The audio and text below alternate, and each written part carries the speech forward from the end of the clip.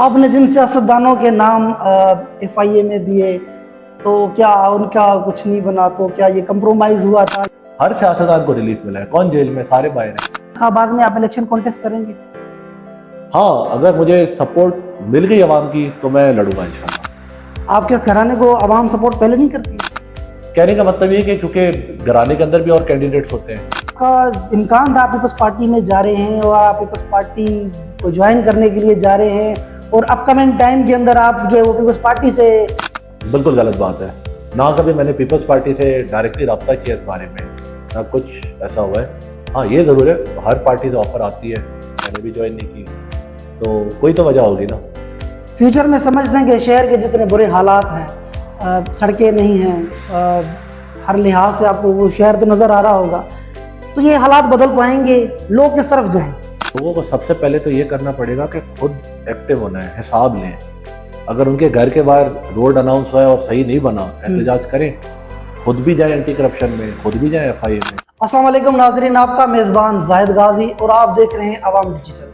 नाजरीन, अवाम डिजिटल के पेज से आज तक बड़ी सियासी शख्सियत के साथ आपके सामने रहे, शहर के इस मामलात और इश्यूज़ पर आज तक बात की है, मगर आज बात करने के लिए जा रहे हैं जैकबाबाद के जो रियल इश्यूज़ हैं। इस आज के इशू में हमारे साथ जैकबाबाद की एक वो शख्सियत हमारे साथ मौजूद होंगी, उनका तारुफ भी आपके सामने करवाएंगे, मगर बात करेंगे जैकबाबाद के जो आज के जो इश्यूज़ हैं। वो है जैकबाबाद में जो टॉप का इशू है लाइन ऑर्डर सिचुएशन का, उसके अलावा जो इशू आ रहा है हमारे पास हेल्थ का इशू है, सड़कें मेंटेन नहीं है।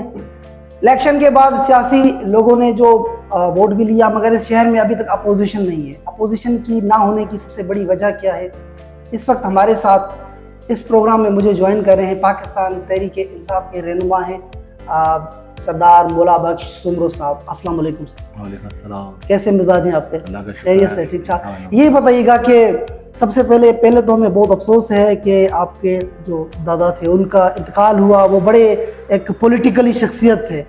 उनके इंतकाल के बाद आपके ख़ानदान में क्या समझते हैं आप, और कितना दुख हुआ? और इसके बाद इस वक्त आप सियासी जानशीन कहलाए जा रहे हैं कि आप मुस्तकबिल में सियासत जो है वो अभी आप जो है स्टार्ट करने के लिए जा रहे हैं, इसमें कितनी सदाकत है, थोड़ी सी ये तफसीली बताइए। देखिए, दुख तो सिर्फ मुझे ही नहीं, मैं कहले दादा का जिससे वास्ता था सबको ही दुख हुआ है, क्योंकि एक तो अल्लाह की मेहरबानी ये थी कि अल्लाह ने माशाल्लाह उनको इतनी बड़ी लंबी उम्र दी, 98.5, ये अल्लाह का शुक्र है। दूसरा ये कि जो उनने ज़िंदगी में किया, जो उनकी सियासत थी वो बड़ी साफ़ सुथरी थी। तो कहीं भी एक नहीं सुनने में आता कि दादा ने किसी से 1 रुपया लिया हो, या रिश्वत ली हो, या कोई 2 नंबरी की हो, या किसी की ज़मीन पे कब्जा किया हो, या नौकरियां बेची हो, या किसी के साथ कोई ज़्यादती की हो। तो कभी नहीं सुना मैंने, मुखालफों से भी नहीं सुना, घर वालों से भी नहीं सुना। ज़ाहिर है घर के अंदर इश्यूज़ होते हैं, कुछ प्रॉपर्टी के ये वो, तो वो अब अल्लाह इंसाफ करे, हम तो यही कहते हैं, क्योंकि उनके होते हुए अगर इंसाफ लोगों ने उनके साथ नहीं किया तो वो तो खैर घर के अंदर का मामला है, वो इंशाल्लाह मेरी उम्मीद यही अल्लाह इंसाफ करेगा। दूसरा ये कि दादा का नाम मैं समझता हूँ पाकिस्तान में, पाकिस्तान के बाहर भी अच्छा खासा नाम है, इज़्ज़त भी थी उनकी। ज़रूर कि उनकी पार्टी अलग थी, मेरी पार्टी अलग है और यही रहेगी इंशाल्लाह। पार्टी में कभी चेंज नहीं करूँगा इंशाल्लाह। तो किरदार वही दादा वाला ही है, 2 नंबरी से दूर है, झूठ से दूर है, और जिस चीज़ पे खड़ा हूँ उस पर कायम रहूँगा इंशाल्लाह। तो दादा का नाम पूरा लेके चलूँगा साफ़ सुथरे तरीके से, ताकि लोग ये ना कह के वो वैसे थे तो आप ऐसे हो। पूरी कोशिश ये करूँगा। सियासी जानशीन के कि 2017 में खुद दादा ने जब सियासत छोड़ दी थी तो मुझे कहा था, ऐलान किया था, प्रेस कॉन्फ्रेंस की थी, चाचा भी मेरे साथ बैठे थे, तो उन्होंने कहा था वाजे करके कि सियासी जानशीन हो। तो अब ये कि आगे देखना है, क्योंकि नाम काफ़ी भारी है दादा का, बड़ा है। अल्लाह करे कि वो नाम इज्जत से ही आगे। आपका ख़ानदान पार्टीशन से पहले का सियासत में है और आपका ख़ानदान का बड़ा नाम है, तो सियासी लिहाज से इस वक्त तक इलेक्शन में तुम नज़र आए, मगर इक़्तिदार में अभी तक ना होना आपके ख़ानदान का ये बड़ा ख़ाल नज़र आ रहा है। और जैकबाबाद के जो लोग हैं, ख़ास तौर पर शहरी हैं, उनमें एक बड़ी बेचैनी है कि अपोजिशन नहीं है। इस लिहाज से इस ख़ानदान जो रोल है वो अभी तक वो सामने नज़र नहीं आ रहा, तो इस पर क्या कहते हैं आप? देखें, 2013 में दादा इलेक्शन लड़े, 18 में चाचा मोहम्मद मियां लड़े इलेक्शन। तो जो दादा का टेन्योर था 2013 से 18 वाला, तो दादा तो सियासत छोड़ ही रहे थे, उनकी एज भी थी। तो चाचा वाले मेरे ख्याल आते हैं, देखा बाद जितना कर सकते हैं वो अपने लिहाज से वो कहते हैं मैं पूरी कोशिश करता हूँ। पर 18 के बाद जो ये कि मेरे ख्याल से मेरे हाथ में जितना था मैंने दबा के अपोजिशन की, मेरे ख्याल से। अब हर एक की राय, कोई कहेगा आपने नहीं की, कोई कहेगा आपने की, कोई कहेगा आपने की, लोग ना खुश आने वाले हैं। पर मुझे बता दें, कोई एक नाम बता दें कि मेरे से ज़्यादा किसी ने अपोजिशन की होगी 2018 से 24 तक। आपने जिन सियासतदानों के नाम FIA में दिए, तो क्या उनका कुछ नहीं बना? तो क्या ये कंप्रोमाइज हुआ था? ये भी लोग सुनना चाहेंगे। देखिए, बात यह कि पूरे मुल्क में जहाँ पे भी नैब के केसेस हुए थे ना, जब वज़ीर आज़म इमरान खान साहब को हटा दिया गया था, उनके मेरे ख्याल 4-5 महीने से पहले लेके उनके बाद से लेके आज तक तो नैब के केस में कौन सा सियासतदान बचा है, मतलब अभी मतलब फंसा हुआ है? मतलब सारे ही बच गए। चीखना तो ये है ना कि जो 1200 अरब रुपए के केसेस थे नैब के पूरे मुल्क में, हर सियासतदान को रिलीफ मिला है। कौन जेल में? सारे बाहर हैं। अच्छा, जेल में वो है इमरान खान, क्योंकि उस पर नैब का केस था नहीं, बना दिया गया, वो जेल के अंदर है। बाकी तो सारे सियासतदान बाहर हैं। तो मैं कैसे अकेला एक बंदा कॉम्प्रोमाइज़ कर सकता हूँ? या मैंने कहाँ लिख के दिया है कि मैंने कॉम्प्रोमाइज़ किया नैब के केस पे? अब क्या समझते हैं कि जिला जैकबाबाद में अब तो आप सियासी जानशीन जो है, आपको समझते हैं कि आप आज़ाद हैं हर लिहाज से, तो आप समझते हैं कि मुस्तकबिल में सियासत जो है वो आप कर पाएंगे, या आपको फिर आपके जो ख़ानदान में रुकावटें नहीं करेंगे? जिस तरह से तो पहले तो लग रहा था कि, क्योंकि हमें ये रूमर्स मिल रहे थे कि रुकावटें हैं शायद जो आप ठीक तरह से सियासत में नहीं आ पा रहे। देखिए, बात ये कि मैं कभी किसी ओहदे पे तो नहीं रहा सरकारी, तो जाहिर है मैं एक बस पार्टी से अटैच्ड हूँ, दूसरा ख़ानदान सियासी है, तीसरा ये कि जैकबाबाद से लेना देना है, रिस्क यहाँ से, लोग यहाँ से, बरादरी यहाँ से, इज़्ज़त नाम सब यहाँ से ही है, और शौक भी है। बाकी भी लोग हैं ख़ानदान में, किसी को है किसी को नहीं है, तो शौक भी है। तो इसलिए हिम्मत कर रहा हूँ और करता रहूँगा। ये नहीं कि किसी चीज़ से मायूस हूँ, मैं करता रहूँगा, सियासत में हूँ। पर बात सिर्फ इतनी कि मैं इलेक्शन नहीं लड़ा आज तक जैकबाबाद से, इसलिए शायद लोगों को लगता है कि ये शायद बस रुकावट। सवाल मैंने इसलिए किया आपको क्योंकि इस इंतखाबात में आपने नॉमिनेशन फॉर्म किए थे, फिर आपने विड्रॉ किया था। मैंने विड्रॉ नहीं किया, मेरा ये था कि PS1 पे मैं लड़ना चाह रहा था। ये फिर किसी और दिन इस पर करेंगे, कोई बड़ी लंबी कहानी है और कुछ ज़्यादा ही लंबी कहानी है। जैकबाबाद का एक मेन इशू है, वो है जैकबाबाद में हेल्थ का मसला है। PS1 का मैं क्लियर कर दूं, PS1 पे मैं फॉर्म जमा करना चाहा था, मेरा फॉर्म लिया नहीं गया था। टेने पे मेरा फॉर्म लिया गया, घड़ी खैरों पे मेरा फॉर्म लिया गया, PS1 पे मेरा फॉर्म नहीं लिया गया। रुकावटें थी, मीडिया वाले सारे बात थे, पता नहीं किसी ने चलाया कि नहीं। और मैं समझता हूँ मैं 60-70 लोगों के साथ गया भी था आर के पास, पर फॉर्म नहीं लिया गया था मेरा। तो अब तो आप क्या समझते हैं कि आपकी पार्टी जो है जिससे आप कॉन्टेस्ट करना चाह रहे हैं, कहते हैं कि मैं इस पार्टी को भी नहीं छोड़ना चाह रहा, तो फिर आगे मुस्तकबिल में क्या देखते हैं कि फिर से कॉन्टेस्ट कर पाएंगे? यहाँ पे ऐसे है कि पाकिस्तान के अंदर ना हर साल, हर दूसरे तीसरे साल ना सियासत बदलती रहती है। आज खिलाफ है तो कल हक में होंगे, कल खिलाफ है तो आज हक में होंगे। तो यहाँ फैसले मेरा ख्याल है जब इलेक्शन करीब आते हैं तभी किए जाते हैं तो बेहतर होता है। तब तक इंतजार करेंगे आप? तो इलेक्शन के पहले कर क्या सकते हैं? ऑपोजिशन ही कर सकते हैं, और क्या कर सकते हैं? इलेक्शन है ही नहीं। जैकबाबाद का मेन इशू जो है वो है हेल्थ का मसला है। Institute medical of science GIMS की बात कर रहा हूँ, वहाँ पर अद्वियात मुयसर नहीं है लोगों के लिए। और ये बात मुझे बड़े अहम ज़राए से मालूम हुई थी कि आपके घराने से जो ये जिस प्लॉट पर इंस्टीट्यूट मेडिकल साइंस बना है, ये आपके ख़ानदान की तरफ से NOC मिली थी और तब बना था। तो क्या कहते हैं कि इस पर अभी जो लोगों को वो वहाँ पर सहूलत मुयसर नहीं है, इस पर क्या कहते हैं? जिम्स की बात करें जी आप? बिल्कुल। बेसिकली जिम्स के हवाले से चाचा मामून ने ये कहना है कि सेनेटर जॉन कैरी के साथ उनकी कोई बातचीत हुई थी इस्लामाबाद में, जहाँ पे जैकबाबाद का कुछ जिक्र हुआ था। वो ये कहते थे कि US एड जो है ना वो पाकिस्तान को हेल्प करता है। तो इनने उनको रिक्वेस्ट की थी कोई हॉस्पिटल अगर आप जैकबाबाद में खोलें, क्योंकि हैदराबाद से लेकर कोयटा तक ना कोई इससे बड़ा हॉस्पिटल है नहीं। तो ये बन गया है, तो अब सबसे बड़ा हॉस्पिटल यही है, बन गया है। पर ना इत्तेफाकी इसकी ये कि सिंध गवर्नमेंट के अंडर है। 18वीं तरमीम में वाज़ेह है कि जो हेल्थ के जितने भी हॉस्पिटल्स होंगे, इदारे होंगे, वो होंगे सिंध गवर्नमेंट के अंडर। तो उसकी मॉनिटरिंग जो मर्जी आप कर ले है गवर्नमेंट का ही। तो गवर्नमेंट ने जितना बजट रखा है उसी बजट में ऑपरेट करेगा, चेक एंड बैलेंस भी गवर्नमेंट करेगी, कोई इसकी बाहर की अकाउंटेबिलिटी नहीं है। हमें तो यहाँ पता है कितनी उसमें करप्शन हो रही है और किस तरह वहाँ के ठेके, सिक्योरिटी के ठेके या बाकी पार्किंग के 10 चीज़ें जो है वो दिए जाते हैं लोगों को। तो इसमें सियासी मुदाखलत बहुत ज़्यादा है हॉस्पिटल में। इस पर बात कौन करेगा?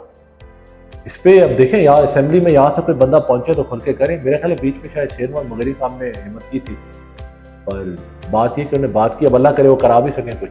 यही है ना कि लोग जो हमारे शहर के हैं वो दूर दराज के इलाकों से भी यहाँ पर, सिंध बलोचिस्तान के लोग यहाँ पर आते हैं, वो इलाज मुआलजन उनका होता है, मगर अब वहाँ पर अद्वियात मुयसर नहीं है लोगों को। अच्छा, ये बड़ा एक मसला है जेकब अगर कोई चीज़ बना दी जाए ना तो वो उसको उस पर बाकियों की नज़र होती है कि इससे हम अपना फ़ायदा क्या निकालें।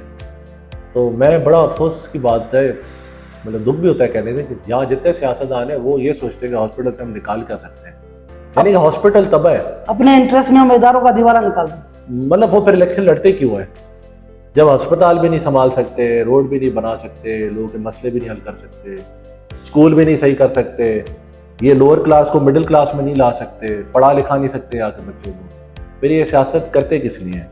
ये तो आम सोचे ना, यहाँ की आवाम जो है ये कर किस लिए सियासत? सिविल हॉस्पिटल उसकी बजट आती है, वहाँ पर डॉक्टर्स नहीं है मौजूद, और वहाँ पर कोई अमला वहाँ पर ड्यूटी करने को तैयार नहीं है। मैंने रिसेंट इस पर रिपोर्ट भी की थी, तो इस पर क्या कहते हैं आप? कितना बड़ा इदारा है DHQ हॉस्पिटल, वहाँ पर भी सहूलत का फुकदान, इस पे बड़े सवाल होते हैं। जो पावर में, ये सवाल उनसे बनता है, मैं तो पावर में नहीं हूँ, पर अल्लाह करे जिस दिन मौका मिला ये डॉक्टरों को भी सबक मिलेगा इंशाल्लाह, इनके साथ भी कार्रवाई होगी, क्योंकि इन्हें अगर नौकरी लिए, तनख्वाह ले रहे हैं तो ये कर क्या रहे हैं? घर पे बैठने के लिए।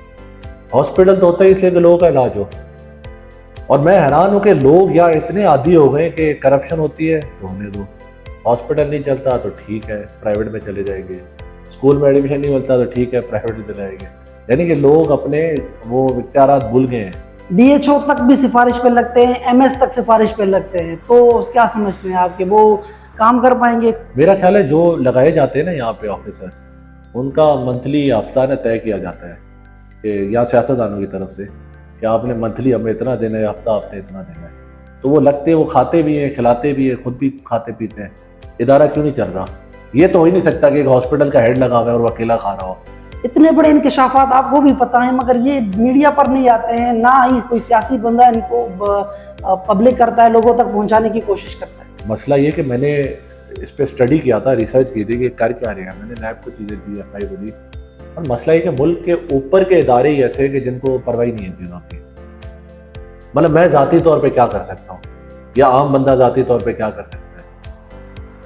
अगर नैब ने अकाउंटेबिलिटी करनी है वो भी नहीं करेगा, FI ने अकाउंटेबिलिटी करनी है वो भी नहीं करना, एंटी करप्शन अकाउंट वो भी नहीं करना, तो चौथा इदारा कौन सा है? ये तीन ही है। इन तीन के अलावा कोई चौथा है तो मुझे पता है, मेरे ख्याल से ये तीन ही है। तीनों को मैंने अप्रोच किया है, और ना वो हॉस्पिटल के मामलात में आते हैं, ना एजुकेशन के मामलात में आते हैं। DC साहब अगर यहाँ कोई लगते भी हैं तो वो उनके पास पूरे 100% इख्तियारात नहीं होते, क्योंकि SP भी अगर लगते, इनको ये खौफ होता है कि जो मुखालिफ यानी मुखालिफ नहीं, यानी कि जो सरकार की पार्टी है वो इनको हटा भी सकती है ना। ये लग के इनकी ये तारीख तो नहीं तय होती कि आप लग गए तो 3 साल आप ही इधर हैं, ये लग जाते हैं पर इनको वापस जाने का पता नहीं होता। वो छोटे होते की कहावत है, सुनते थे लोगों से, जेकाबाद में जो ऑफिसर आता है, आता वही रोते हुए है, जाता वही रोते हुए है। आपको लगता है कि शहर के अंदर अमन अमान बेहतर है? नहीं, शहर में भी नहीं है, सूबे में भी नहीं है, मुल्क में भी नहीं है। उसको बेहतर करने का तरीका ये है कि जो यहाँ के पॉलिटिशियन है ना, उनको सियासी मुदाखलत पुलिस के अंदर ख़त्म कर देनी चाहिए। यानी कि ये सिफारिश उनको ख़त्म कर देनी चाहिए कि जी सिपाही भी बदली करो, SHO भी मर्जी का लगाओ, DIB भी मर्जी का लगाओ, वो फलाना जो SHO मतलब पुलिस के अंदर जो पोस्टिंग होती है वो भी मर्जी का लगाओ। तो मैं ये समझता हूँ कि जो पुलिस है उसको मतलब अगर यहाँ की कमांड जो SSP साहब के पास है, उनको मेरे ख्याल से खुल के खड़ा हो जाना चाहिए क्राइम के खिलाफ, और अगर वो खुल के खड़े रहे तो बड़ा फर्क पड़ सकता है। सर से बड़ा सवाल है कि आने वाले इंतखाबात में आप इलेक्शन कॉन्टेस्ट करेंगे?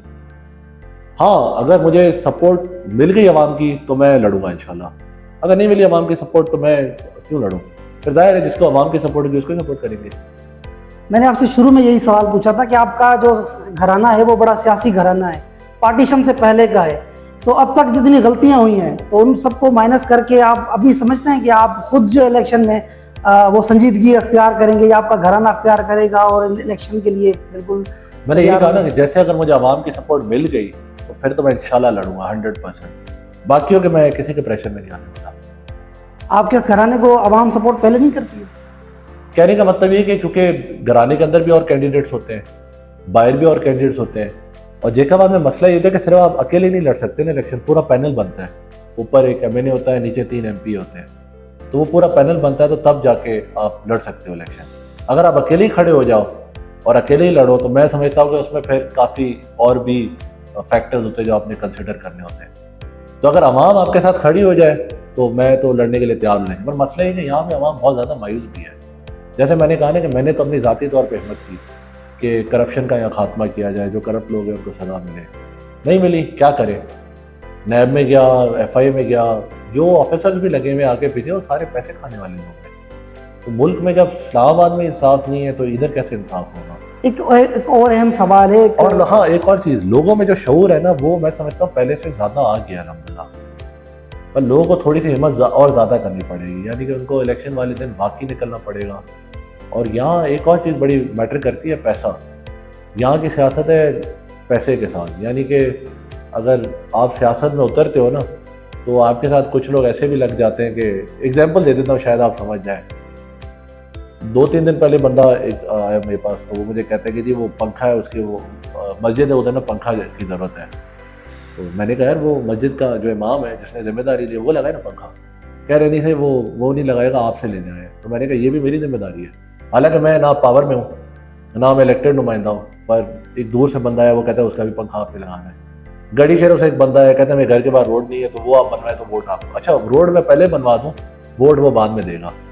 तो यानी कि यहाँ लोगों को थोड़ा सा एक इशू है, लोगों में शऊर की थोड़ी और ज़्यादा अभी ज़रूरत है। सही बात है। एक और बड़ा अहम सवाल है कि बड़ा मुख्ते जो ज़राए उनसे बड़ी सवाल ये मुझे मालूम हुआ, मैं यानी आपका ये जानना चाहूँगा इस पर मौक़िफ़, कि ये मालूम हुआ कि आपका इम्कान था आप पीपल्स पार्टी में जा रहे हैं और आप पीपल्स पार्टी को ज्वाइन करने के लिए जा रहे हैं, और अपकमिंग टाइम के अंदर आप जो है वो पीपल्स पार्टी से कोई आपको शायद कोई ओहदा मिलने जा रहा था या कोई ऐसी कोई बात थी, इस पर थोड़ा सा बताना चाहिए। बिल्कुल गलत बात है, ना कभी मैंने पीपल्स पार्टी से डायरेक्टली रब्ता किया इस बारे में, ना कुछ ऐसा हुआ है। हाँ ये ज़रूर है, हर पार्टी से ऑफर आती है, कहते हैं आप ज्वाइन कर लेना। ऑफर आई थी, हर पार्टी से आई है, किस पार्टी से नहीं आई है, मतलब जिस पार्टी का नाम ले तकरीबन हर पार्टी से ऑफर आई हुई है, कोई ऐसी पार्टी नहीं जिसने ऑफर नहीं दी। मसला ये कि अगर मैं उनकी पार्टी ज्वाइन कर लेता हूँ, क्या उनकी पार्टी ज्वाइन करने से मैं वो काम कर सकूँगा जो मैंने असल में करना है। ऑफर तो दादा के पास भी आई थी, पर उन्होंने क्यों पीपल्स पार्टी ज्वाइन नहीं की, परदादा के पास भी आई, उन्होंने भी ज्वाइन नहीं की, तो कोई तो वजह होगी ना। फ्यूचर में समझते हैं कि शहर के जितने बुरे हालात हैं, सड़कें नहीं हैं, हर लिहाज से आपको वो शहर तो नज़र आ रहा होगा, तो ये हालात बदल पाएंगे, लोग किस तरफ जाएं? देखिए, लोगों को सबसे पहले तो ये करना पड़ेगा कि खुद एक्टिव होना है, हिसाब लें। अगर उनके घर के बाहर रोड अनाउंस हुआ है और सही नहीं बना, एहतजाज करें, खुद भी जाए एंटी करप्शन में, खुद भी जाए FI में, खुद भी एहतजाज करें, प्रेस कॉन्फ्रेंस करें। खुद नहीं करेंगे, मुझे आके देंगे सही, वो आपकी पहुंचा आप ही करो। मैं अकेला कितने लोगों से लड़ूं, मतलब खानदान की जंग भी मैं लड़ूं, पार्टी की जंग भी मैं लड़ूं, बरादरी की जंग भी मैं लड़ूं, शहर के एक एक बंदे की जंग भी मैं लड़ूं, मैं अकेला कितना कर लूँगा। दूसरा मसला ये कि अगर जब मैं काम करने जा रहा हूँ तो 2 बंदे अगर मेरे साथ है तो 4 बंदे खिलाफ हो जाएंगे। उन 4 में से 2 ऐसे होंगे जो कहेंगे कि सही ठंडे हो जाए, आप ना करें, हम कह रहे हैं ठंडे हो जाए। तो ये ठंडे वाले जो लोग हैं ना, इनको तो मैं पहले ब्लॉक करता हूँ। भाई जो इतने ठंडे मुझे करने हैं, खुद ठंडे पड़ के घर पे बैठ जाओ, ज़्यादा बेहतर है, बजाय मुझे ठंडा करने। क्योंकि जब अगर मैं खड़ा हुआ हूँ करप्शन के खिलाफ, तो मैं एक नीयत करके खड़ा हुआ हूँ। तो ये बीच वाले जो लोग हैं ना, इनका अक्सर ये काम होता है कि कत्ल हो गया तो जिसका कत्ल होगा उस पर प्रेशर डालेंगे कि नहीं आप बन जाए, मसला हो जाएगा, ये हो जाएगा। तो ऐसे लोगों में तो मैं लानत ही भेजूंगा हमेशा, क्योंकि यहाँ का माहौल ऐसे लोगों ने बहुत ख़राब किया। नाम नहीं लेना चाहिए ऐसे लोगों का, क्योंकि ज़ाहिर उनके साथ उठना बैठना होता है, पर फिर भी लानत ही ऐसे लोगों में भेज सकता है बंदा, क्योंकि कई करप्शन हो रही है, बीच में आएंगे कहेंगे सही वो आप ना कंप्लेंट दें, आप पर्सनल क्यों हो रहे हैं, वो जाने और गवर्नमेंट जाने। यानी कि यहाँ लोगों को एक दिमाग में ये फीड किया गया कि अगर आपके साथ करप्शन हो रही है तो वो गवर्नमेंट का काम है, आपका काम ही नहीं है। तो आप के घर में कत्ल हो जाता है तब भी ऐसे लोग बीच में आ जाते हैं रुकावट करने के लिए। यानी कोई भी आपके साथ, अब जैसे एक खातून है जिसका रेप हुआ, पूरे जगह आपको पता है, बड़ा अफसोस का वाकया। वो उसको हिम्मत देने के बजाय कई लोगों ने जाके अप्रोच किया कि नहीं आप कंप्लेन ना करें, आप रुक जाएं, आपको पैसे दे देते हैं, आप चुप कर जाएं। तो ये कि कौन से लोग हैं, मतलब ये किस जहनीत के लोग हैं। अगर उनकी माँ बहनों के साथ ये होता तब भी वो यही करते कि भाई आप पैसे ले लें, आप चुप कर जाएं, इज्जत का मसला है। तो मैं समझता हूँ कि लोगों को इस बात की, उस औरत से भी काफ़ी कुछ सीखना चाहिए कि जितनी हिम्मत करके वो खड़ी हुई है। बहुत शुक्रिया सर। हमारे साथ मौला बख्श सुमरो साहब मौजूद थे, जिनके साथ हमने सियासी सूरत हाल के हवाले से भी बात की थी और जैकबाबाद के जो मेन इश्यूज़ हैं उन पर भी बात की थी। उनका ये कहना है कि फ्यूचर में आने वाली सियासत में मैं सियासत में हिस्सा लूँगा और इस ज़िला जैकबाबाद से मैं इलेक्शन भी कॉन्टेस्ट करूँगा। अगर आवाम ने हमें वोट दिया और आवाम ने हमें इलेक्शन तक पहुँचा के इक़्तिदार तक पहुँचाने में हमारी मदद की तो इंशाअल्लाह आवाम के जितने भी जायज़ मुतालबात है, आवाम के जितने भी जो मसाइल हैं वो हल करने की कोशिश करेंगे। आने वाले इशू तक के लिए मुझे दीजिए इजाज़त। अल्लाह हाफ़िज़।